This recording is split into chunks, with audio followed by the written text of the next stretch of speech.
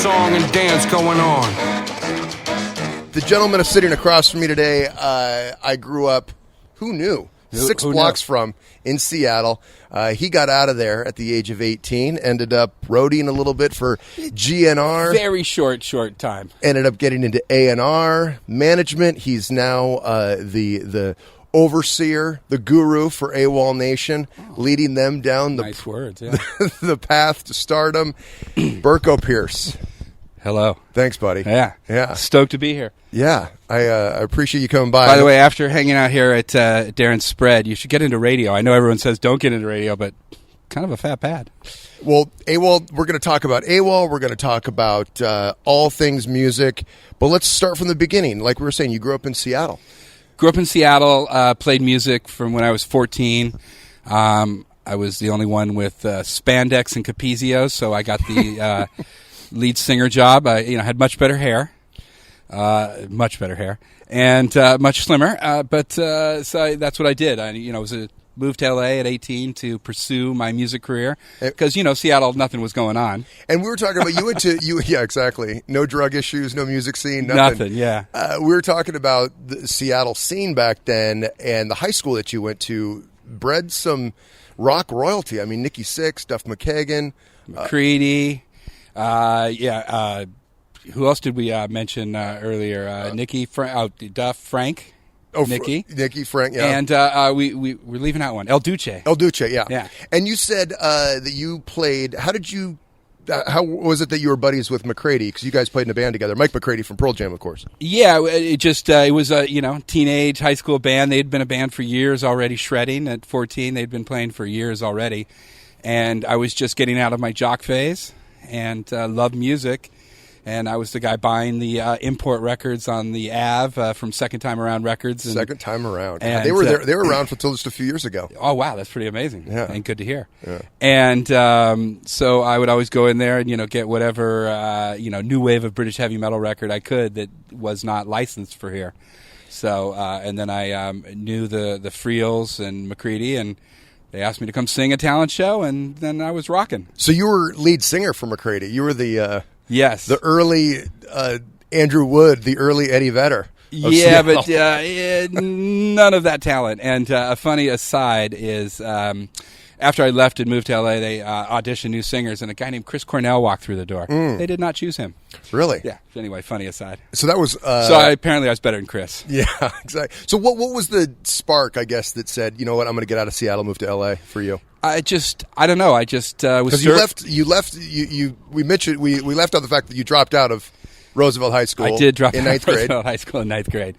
I was just stir crazy, and I liked adventure, and I was just dumb enough to do something like that and move somewhere with no friends, no anything, and just go for it. Mm-hmm. And you ended up with a decent roommate. Well, yeah, for a short period of time. The stories I can't tell anywhere, but pretty wild and pretty fun. I will say this. The first day I was there, it was a single apartment off Franklin, and I got a knock on the door, and I lived with this guy, West Arkeen, who his passed a few years ago. But he was a musician, songwriter, and I didn't know really his scene or anything, but I got a knock on the door, and I opened it up, and it was Ike Turner and Sly Stone. Oh, my God. I was like, And they said, "You got a car?" And he said, "Well, first they asked for Wes." And I said, "You're not here. You got a car?" I said, "Yeah, come with me." And then I was off on a weird night with Sly Stone and Ike Turner. Chauffeuring those guys around town. Yeah, it's kind of weird. Well, what happened? Where'd you go? I ended up safe and healthy and no worse for wear. But Tina didn't show up, did she? No, Tina didn't show up. But it was an interesting night nonetheless. And Axl Rose was also a roommate of yours. Well, for a short period of time, absolutely. And that was interesting to watch. That was all pre Guns N' Roses signing. Yeah, early GNR days. Early. And obviously with Duff, because Duff left Seattle because of the drug issues and the madness going on up there for L.A. And then I think Duff hooked up with GNR. That whole thing came together pretty quick for that band. Absolutely. And that was, obviously prior to that. And I had sort of walked into that scene, and it was just wild, fun, crazy. I mean, my first week in L.A., it was Tuesday night, GNR at the Trube. with tables and chairs in, Yeah. and then Downtown Scream, which was a club run by Dale Gloria, Jane's Addiction. Okay. And so that was my first week. Like, whoa! So I certainly coming from Seattle, and then all of that, I grew up with, and then seeing that. So I watched a few scenes, really start from inception. And definitely fun and exciting, I would say. Did you miss playing? Because like you said, you were kind of helping out GNR and you were around all the music. Well, I played in a band here. You did? Okay. A fabulous band called She Died. They were later signed to Geffen as Sugartooth, was their name. And but I was terrible. I could pack a room, but I was a terrible singer. So you played? No, I played nothing. No. You just sang. Okay. Yeah, and terrible. But I had long hair and dressed like a gringo cholo. And that was cool. But in our band, we had Dave Fortman, who later went on to produce Evanescence, Joey C., drummer for Queens for many years. Mm-hmm. So a lot of talent in the band, just not me. It's amazing how many of those names still float around, that are still part of the game. Once a musician, always a musician, or, once in the biz, kind of seems like you get it in your blood. Yeah, you can't. What else are you going to do? Obviously. So you realize that, or you come to the conclusion that you don't have the chops, and you start to get into the behind-the-scenes work of the music business. You get into A&R. Well, before that, how do you get an A&R job? Well, exactly. It's probably, you're more likely to probably win a Grammy than you are to get an A&R job. So that's a weird thing. And then, so I was booking shows, 20 bands for $20 at the Whiskey and the Roxy. I think our first show, we had everyone from Weezer to That Dog to Korn's first Inception. 20 bands for $20, so it was like a day festival type of thing. Yeah, just a back and forth from the Roxy to the Whiskey. And so I got a taste for booking, and then, that not a very long taste because it's hard. And then I started a club Burko on the Rocks. So right above the Roxy, we started putting bands up there and charging $2. And that is sort of, and I'd met a lot of A&R people through being in a band. And producers, and everyone kind of came around, and I worked at Duke's on Sunset, which was a hot spot for music biz people. Yeah, for sure. And then I transferred that into getting a gig at Warner Chapel. Now, A&R, for those that don't know, I think has changed a lot. I think the traditional artist and repertoire title. Oh, is that what it stands for? Yeah. Cool. Yeah, exactly. And I don't even know what that means. That has nothing to do with anything. But it's changed a lot. I'll let you answer that question. In what ways do you think in the last 20 years it's changed? Well, look, at the time originally it was producers and they, handled the artist and the songs, repertoire. And so when I came along, it was, sort of they wanted people from the street, if you will. That were listening, that were always at shows in the scene. Yeah, just knew everybody, knew everything that was going on. So, all wore Adidas jackets, just like, hey, man, I'm down. Everybody looked like Rick Rubin. Yeah, I'm real down. And so that's how I got my foot in the door. And so I worked at Warner Chapel for, only 11 months. Got fired.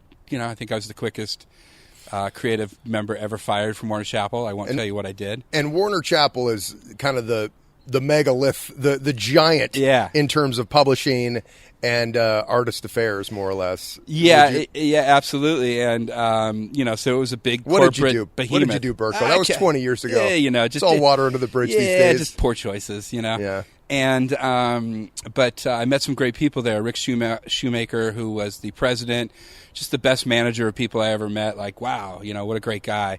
Even helped me after I was fired. Greg Souders, who's still there, fantastic guy. Kenny McPherson, who ran Chrysalis for a while and has his own publishing company. So I learned from some, great people and had some great people in my corner. So after I got dumped, and this is how great the music business was, I was a lowly, And you were still really young at this point. Yeah. Early 20s. Yeah. It took me a while to get, my motor started in life. And then I had moved over to... So after I got fired, I then met somebody, a friend of mine had hooked me up with Missy Worth, and she was restarting Giant Records. And I remember she sat down with me and she said, I want to hire you and I'm going to pay you this. Now, it was 3 times what I was making. I was like, whoa, you can do that? And then 2 weeks later, triple your income? the music business is awesome.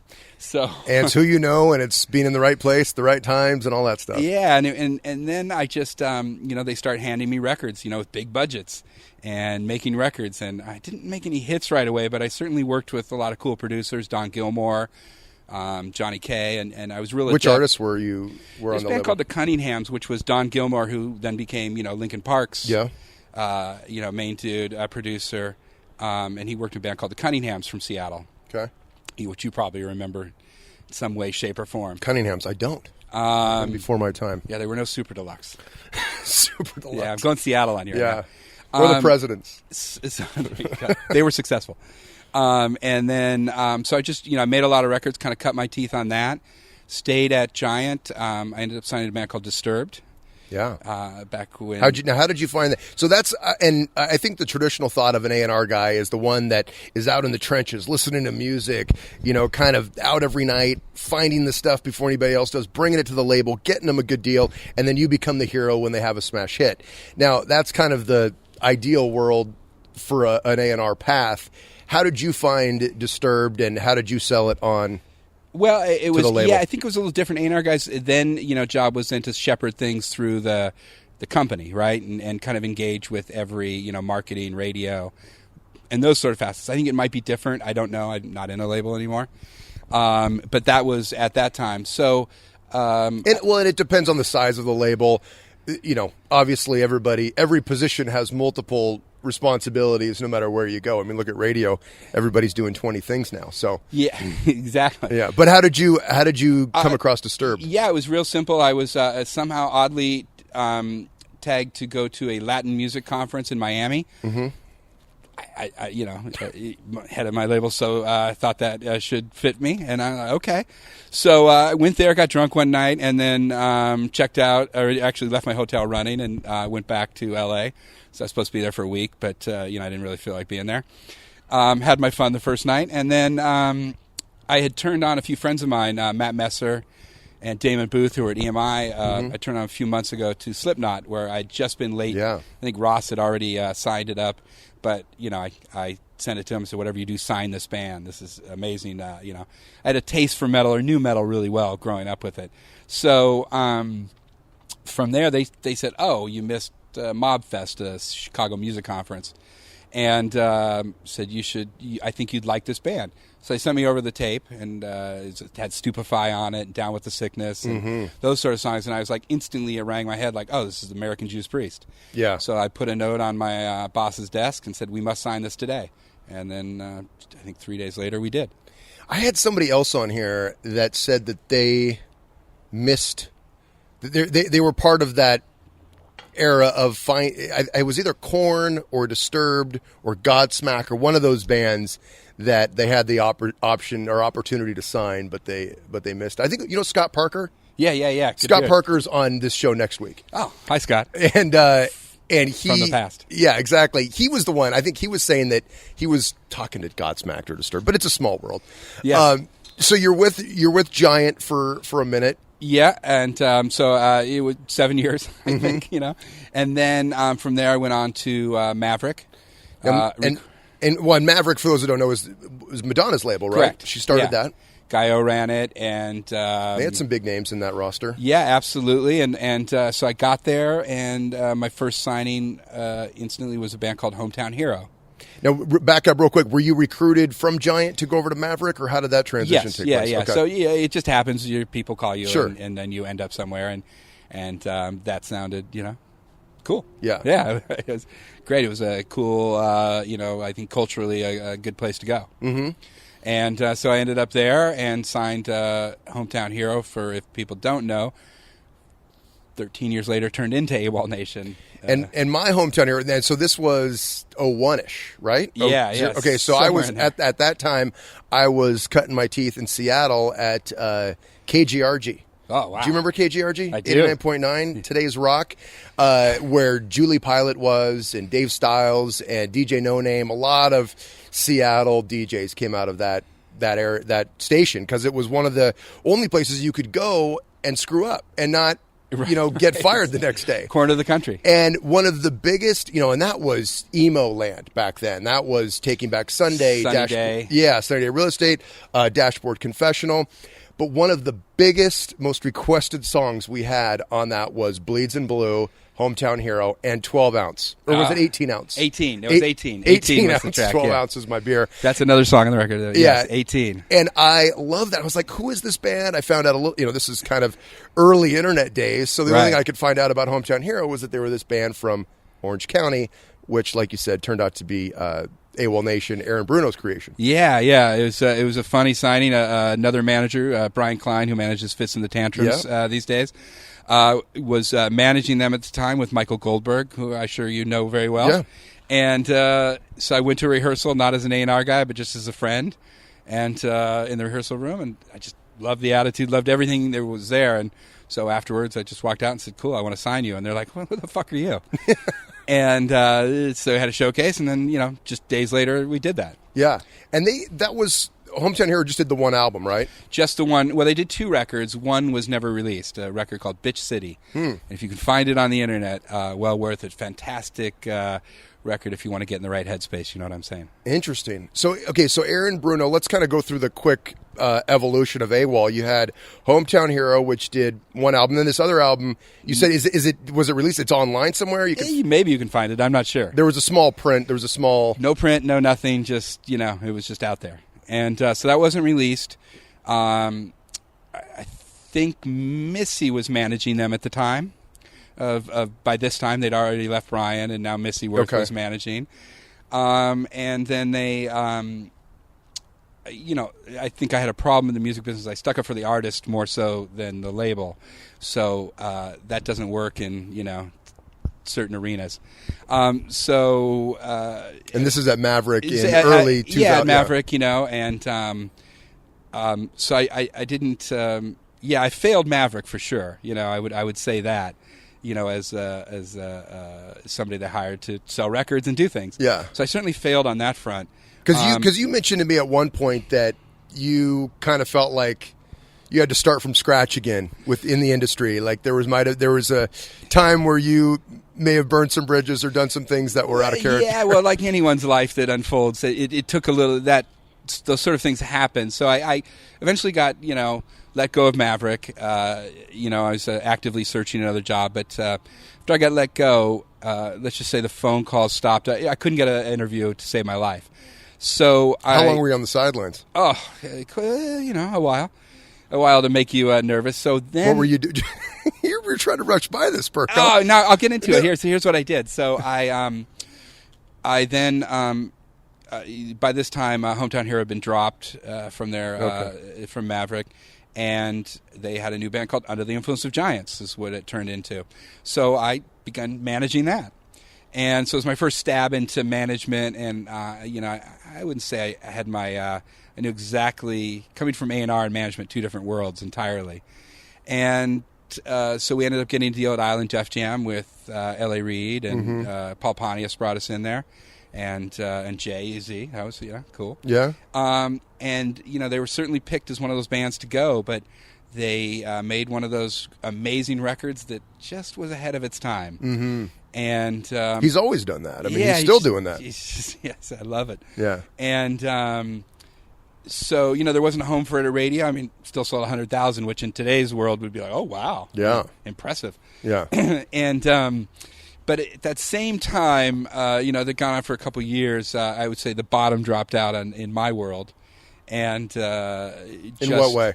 Just life took over, divorce, things of that nature, and life upside down. And, I don't want to say karma got me, but I'd say I never had real respect for what I was given and what I had during those times. Because, it was everyone tells stories about the music biz back in the day. It was really fun.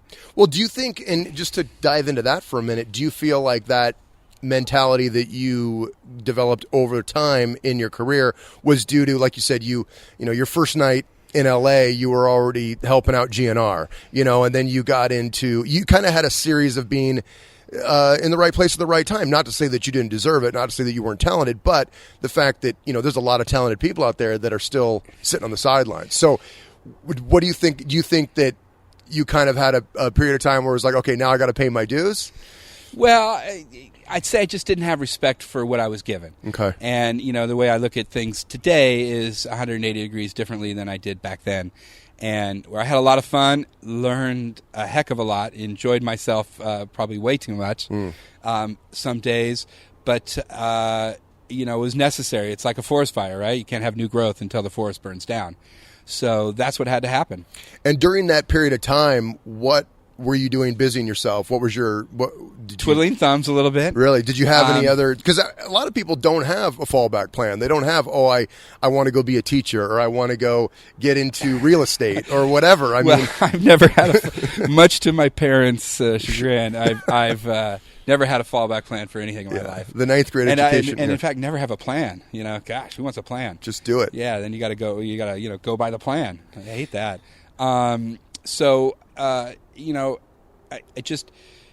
Everything sort of dropped out, and I started a company, started consulting. My buddy Rodell Delphin used to work at Hits, and my now partner Scott Sheldon, who was a 20-year-old intern at the time. And we just started a consulting company and started consulting for labels and brands like Red Bull. And, that was fairly successful. Successful, that's a strong word. I could live. How about that? Yeah, sure. And we had, quite a few, maybe 20, 30 kids around the country that were interning for us, bringing us music. And so that was exciting because we were, all of the new music we were finding, a year and a half before it ever got to radio. And so that was really kind of... Who were some of those artists?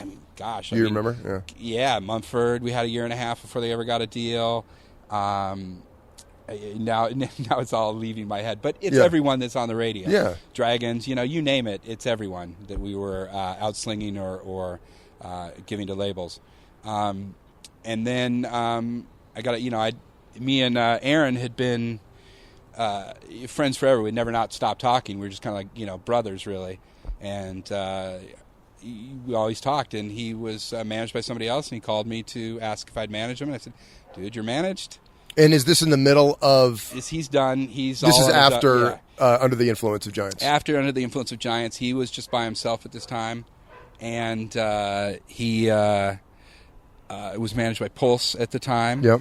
And I think he wanted to change, and he had a new tape. And so, of course, I called my bros at Pulse, and they're like, no worries. And I was like, cool. And and Aaron had, I think, an epiphany in life, and I had an epiphany in life, and we just decided to do things a different way, and we were setting out to go release a record on our own, and no cares really at all in the world.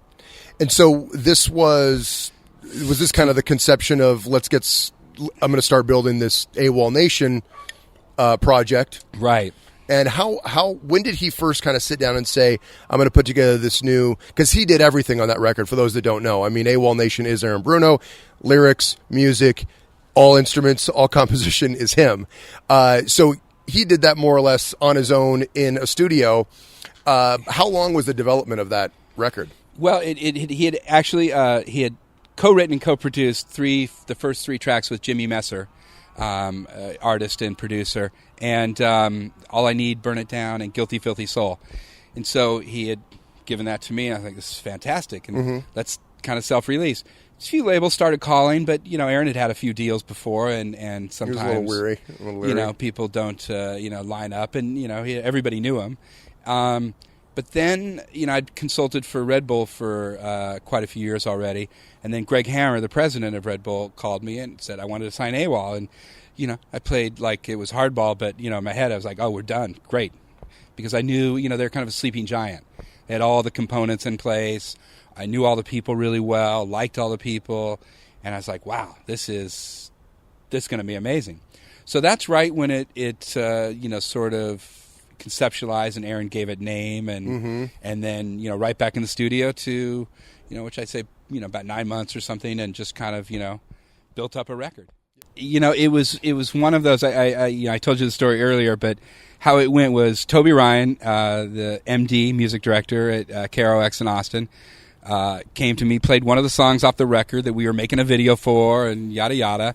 we had no plans at radio or nothing. We just wanted to build content and foundation. And he's like, played that? I said, thank you. He called me again. I played Burn Down again. Cool, thank you. And then he called a couple months later. He's like, I played Sail. I was like, play it again. Call me back, and he's like, wow, man, my phone just blew up. That never happens. It's, it's not 1988. Yeah, nobody's calling a radio station. And it just, from there, triggered. So I remember I was going, I can't tell you where I was going. Yeah. Can you cut part of this? Sure. Go ahead. Yeah. Anyway, I was going to get my medical marijuana license. And so as I drive back, I called Toby and I called Buddy Deal and said, who should I hire for radio? And they hire CO5. And for those that don't know, CO5 is the preeminent independent radio promotion company. And I had Todd Sievers on. If you want to find out more about CO5, check out AaronRoseRadio.com. Listen to CO5. Listen to Todd Sievers. Brilliant. For what they're doing, that's kind of the next model of it's awesome. Promotion. And it just, so, we and Todd and I made a plan, and I think it was in September, and we're like, let's get 1 or 2 stations on it by the end of the year. Well, we got 6 on it, and it was like, Indy and Kansas City, and just things started really triggering. And a lot of specialty play. I mean, it was one of those things where it's like, I think a lot of programmers were saying, I like this song, but it's specialty right now. It's a new music thing. It's an adventure club type thing.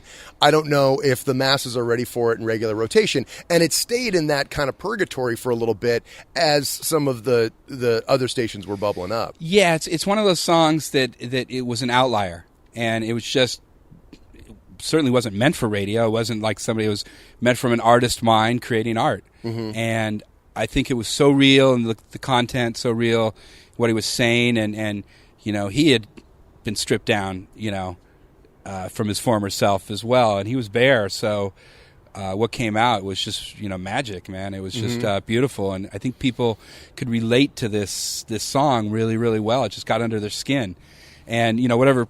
You hear it in commercials and everywhere else today, but that's not the essence of, I think what people first grabbed onto. And in speaking to how hard it was at radio, it took 9 months to get into the top 5. Never went number 1. Mm-hmm. So it went into the top 5 after 9 months before we transitioned to another single. Yeah, it was really grooving. And then, obviously the stations that were on it early, it became recurrent and just played. And it's a mainstay now. I mean, there's not a station in the alternative, and it's even a lot of pop stations now that don't have it in their library. Yeah, which is obviously pretty cool. And but what we wanted keep the checks coming in every few months, yeah, right? Nice, right? But what we wanted to do was not I think a lot of many ways to the top of the mountain. Some bands will cross over right to pop there if they have an alternative hit, and I think that wasn't our mindset. Our mindset was to build a real solid foundation, grind it out.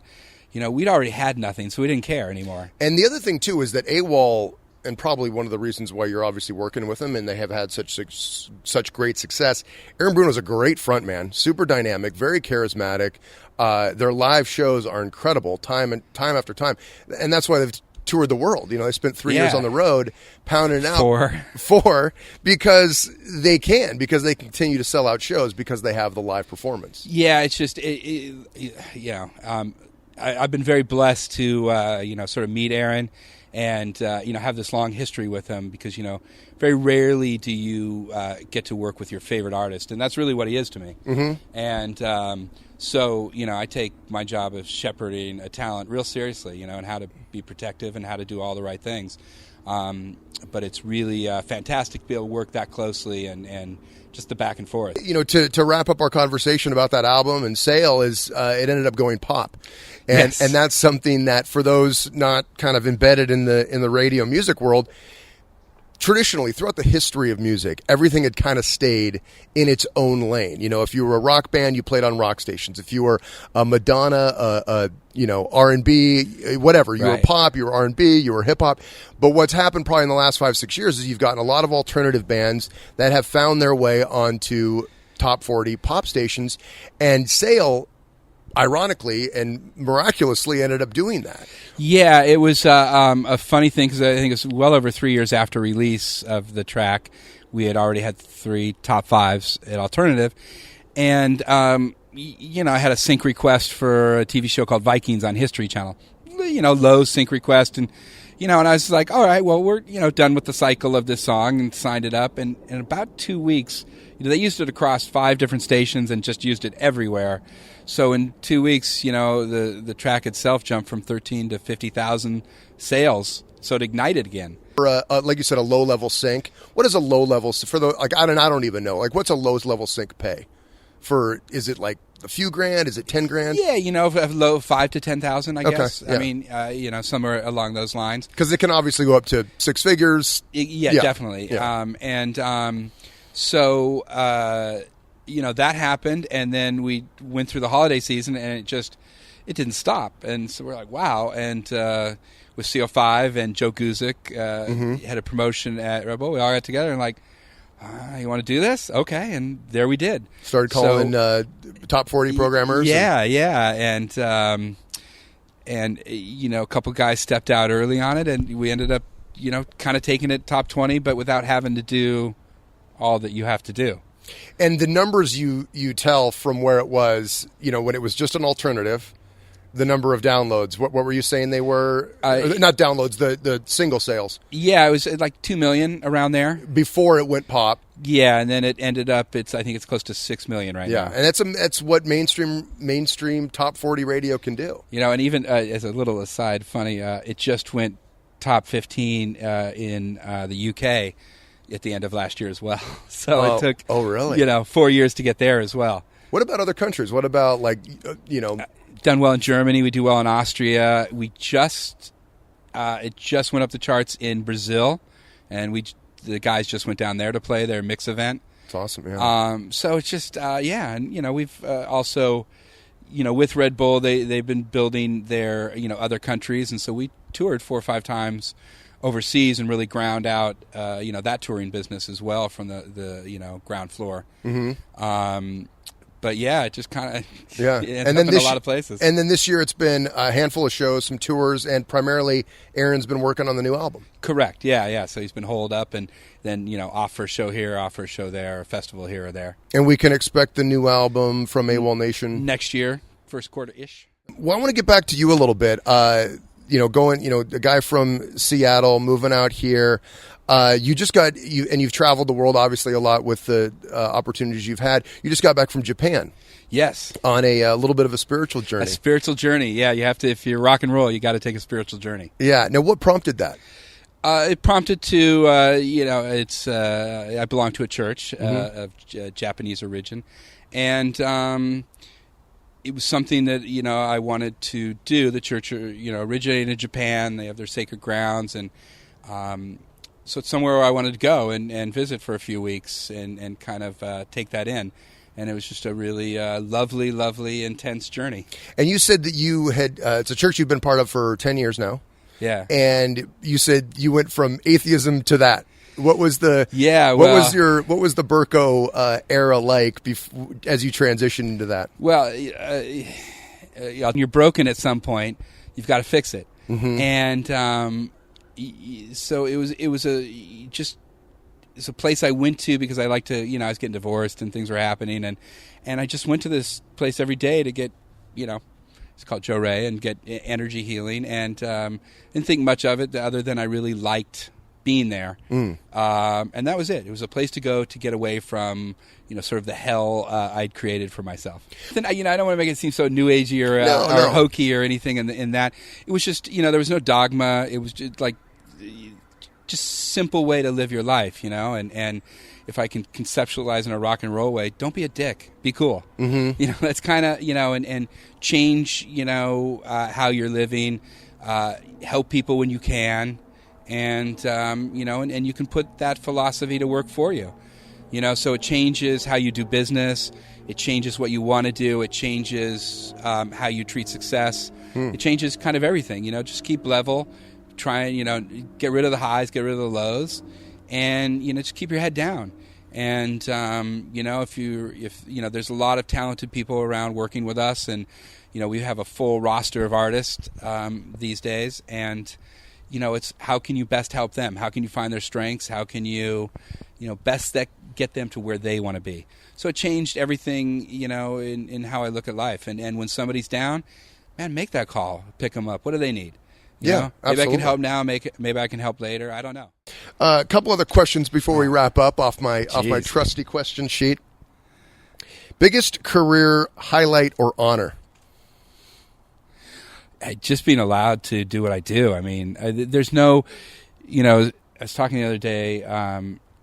It was one of my artists, and there's no aha moment anymore. There's no like, aha, we've done it, aha.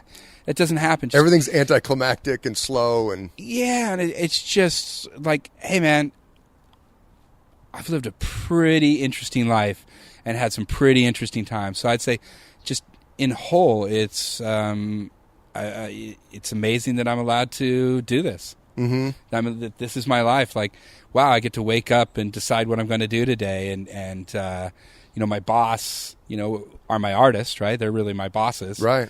And that's pretty cool. Yeah. Toughest thing you've had to overcome? My own ego. My own, sort of sense of myself at one point.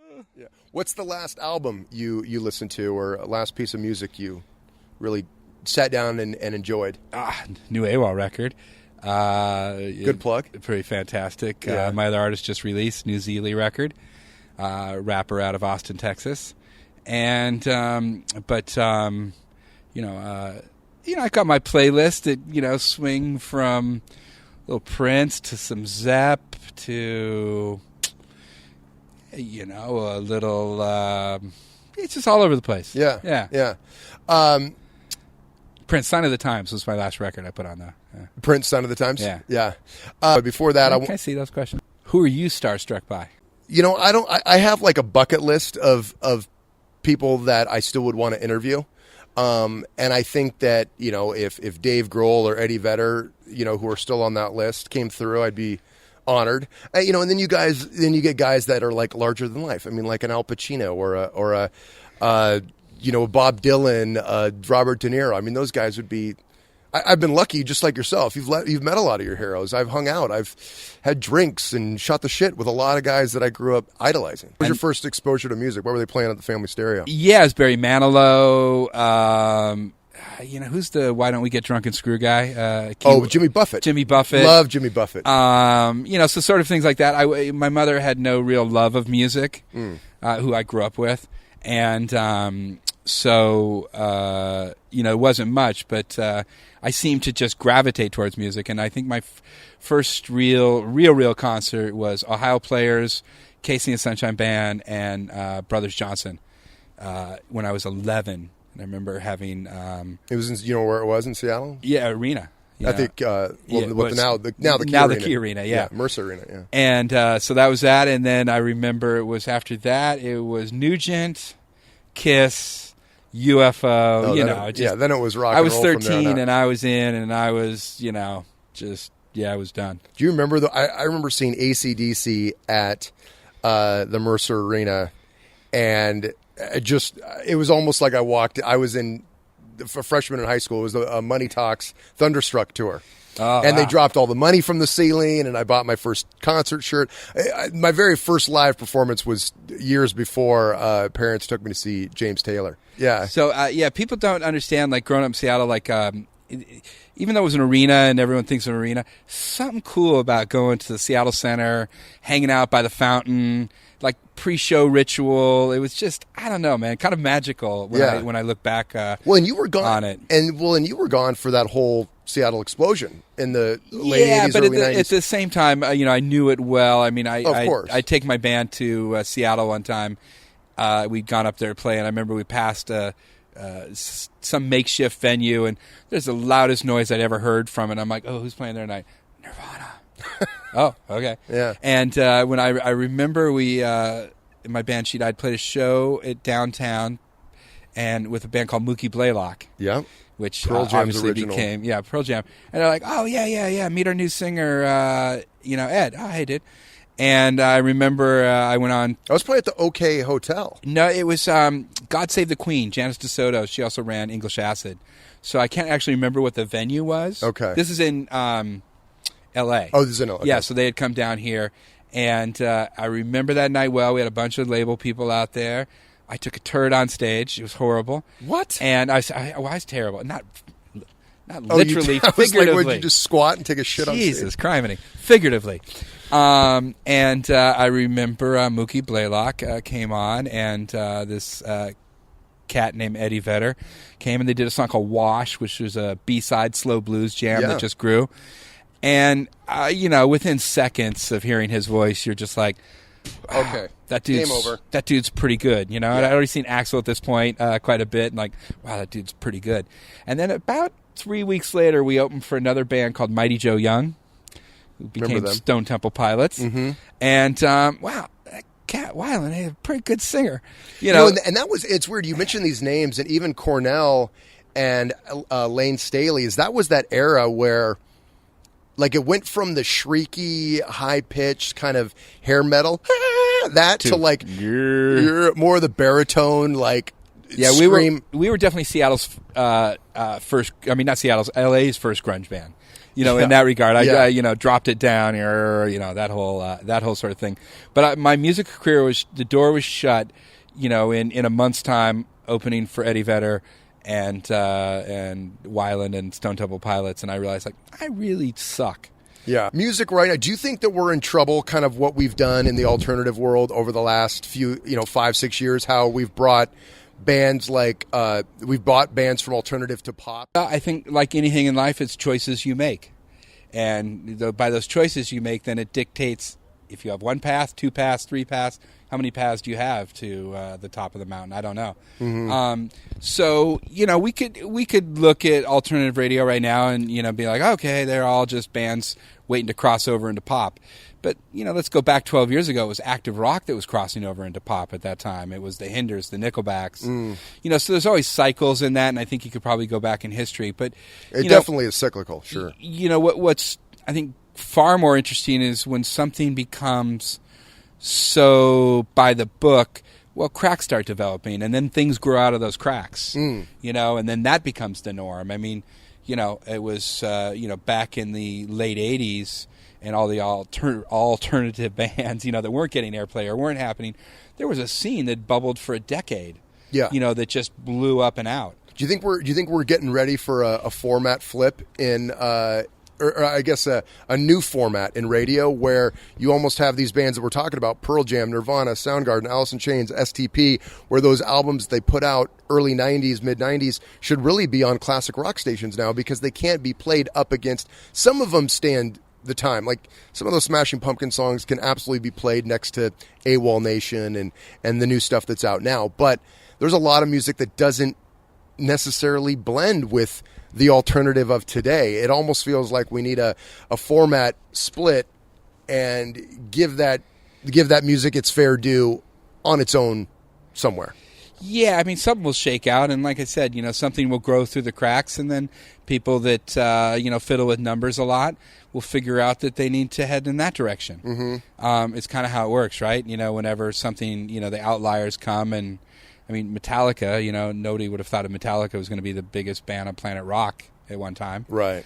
I mean, I remember getting Metallica, people trading cassette tapes, of Metallica shows, and then there's 15 million, and everybody knows Metallica. Your mom knows Metallica. Mm-hmm. You never would have conceptualized that happening. So I just think it happens in cycles. Sometimes the whole thing gets torn down and changed. I mean, just look what all those bands in the 90s, it changed everything instantly. Yeah. It was a lightning in a bottle. It all happened. Mm-hmm. So radio changed drastically right then and there. Could happen again. I don't know. But I want to ask you last thing. 2 questions. One, what was the best first part of the question is best piece of advice you've ever received in your career? Advice. Don't ask for anything. Head down. Don't complain. Don't bitch. Ask what you can do for somebody else. Just get to it. Yeah. Just get to it. Berko Pearce, you, my friend, are one of the good ones. Ah, you're so kind. Thank you. We need a few more of you in the music business. Thanks so much for coming by today. Awolnation, new album, first part of next year. If you're not familiar with the Awolnation catalog, Megalithic Symphony is an album that should be in everybody's catalog, everybody's library. Go out and get it. And thanks again, Berko, for hanging out. Thank you for having me. Much appreciated. All right, buddy.